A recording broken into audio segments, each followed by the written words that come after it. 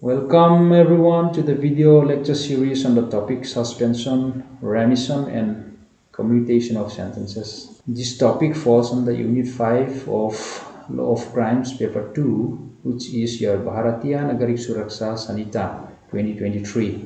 After this class, students will be able to comprehend the concept behind this provision of law, how these provisions of law have been applied and interpreted by a court of law, and they will be able to understand what circumstance justifies where a sentence can be modified. Now, I want you to imagine yourself to be a judge. A case have been tried before you, and the trial comes to its conclusion. The prosecution present the case, the evidence, produce the witnesses, and the same is done by the defense. Now, after hearing both sides, the court comes to the conclusion that the accused is indeed guilty of the offense he is charged with. As a judge, what you do is you will convict the accused and pass an appropriate sentence in accordance with the penal provision of law. Once a sentence has been administered, then the execution of the sentence will follow. Now there are certain situations where the such sentence that have been administered to a criminal convict have been modified or have been put on hold.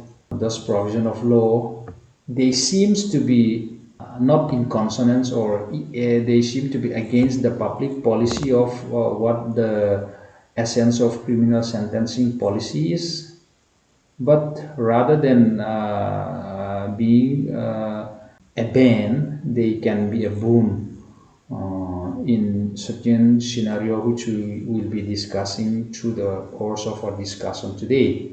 Now, this provision of law are ancillary to the provision of Article 72 and Article 161 of the Indian Constitution. How this provision of law are ancillary to the provision of the then CRPC is also discussed by the Law Commission of India in its 41st report.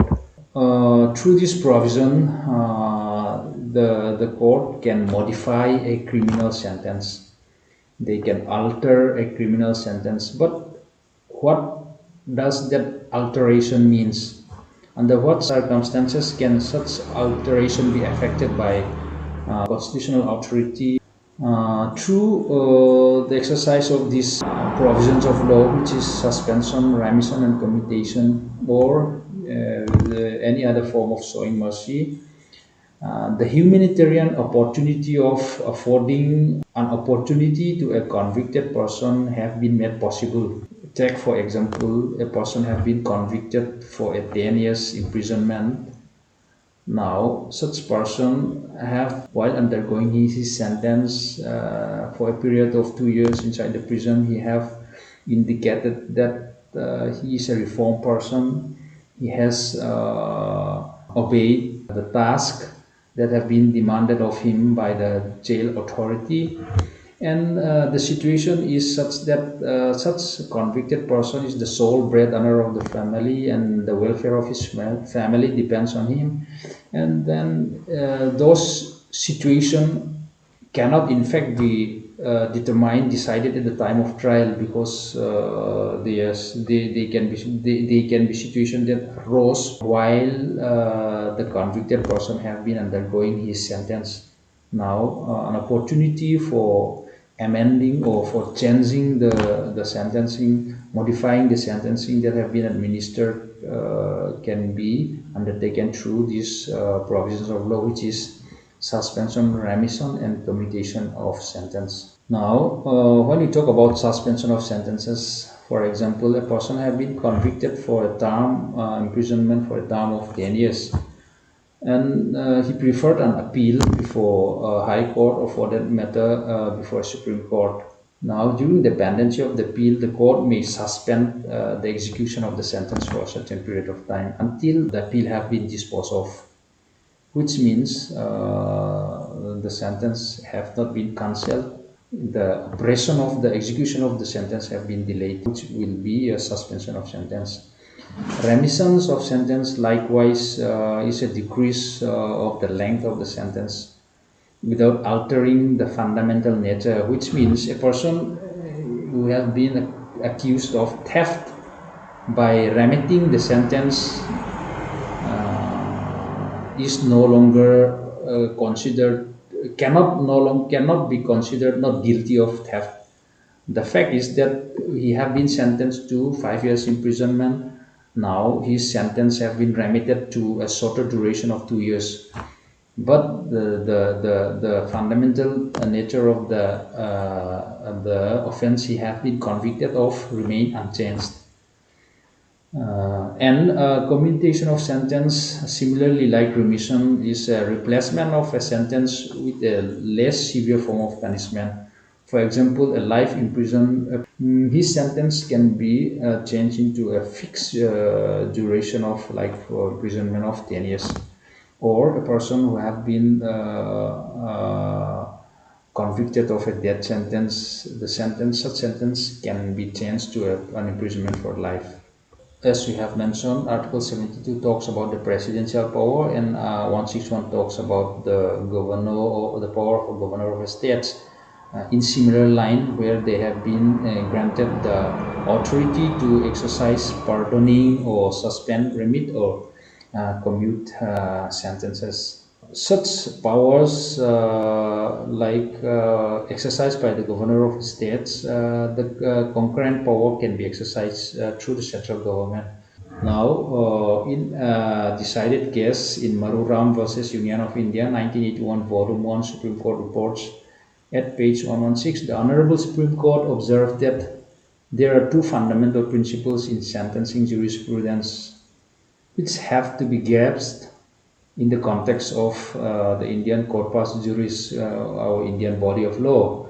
The first is that sentencing is a judicial function, and whatever may be done in the matter of executing that sentences in the shape of remitting, commuting, or otherwise abbreviating the executive, which is the president or the governor of a state, who act on the aid and advice of their council of ministers, they cannot alter the sentence itself, which means they cannot help who is already convicted guilty of a particular offense not guilty of that offense.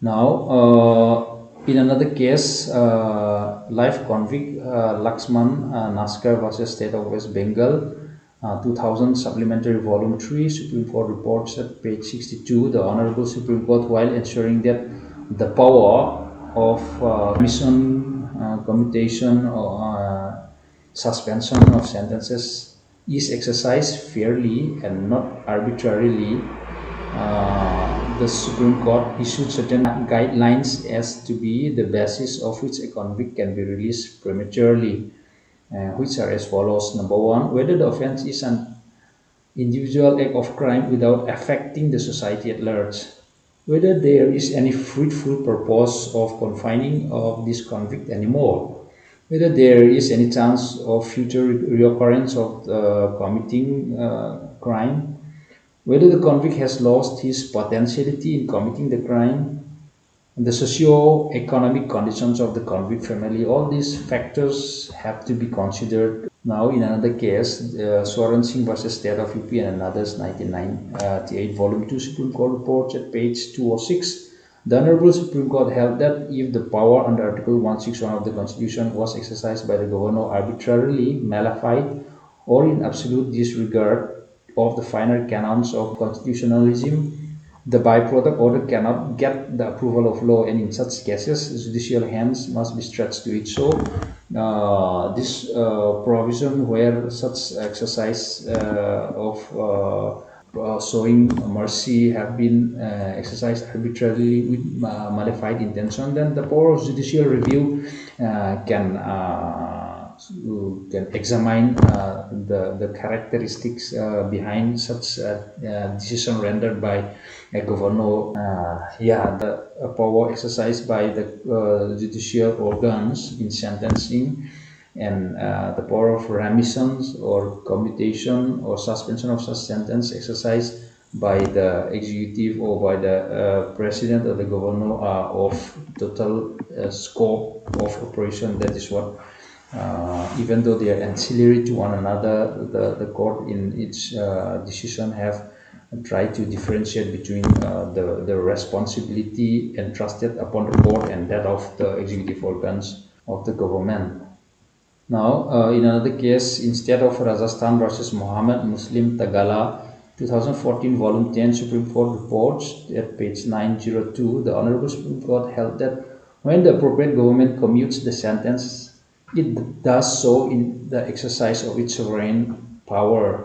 The court cannot direct the appropriate government to exercise its sovereign power. The court can merely give a direction to the appropriate government to consider the case for commutation of sentence and nothing more. Now, in conclusion of the topic that we talked today, the constitutional power under Article 72 and Article 161, and then the statutory provision given under Section 473 and 474 of BNSS, even though they are coextensive and of similar intent, they are not the same. As we have seen in the preceding case law, the power which is the creation of a Sanhita cannot be equated with the prerogative vested in the Constitution, which is the highest functionary of the Union, and in the case of the governor, that of the state. The responsibility of the executive organs should be exercised cautiously, with care, and with the aid and advice of the Council of Ministers. And when exercising such authority, they are not made devoid of the judicial arms through the exercise of judicial review. Thank you, everyone.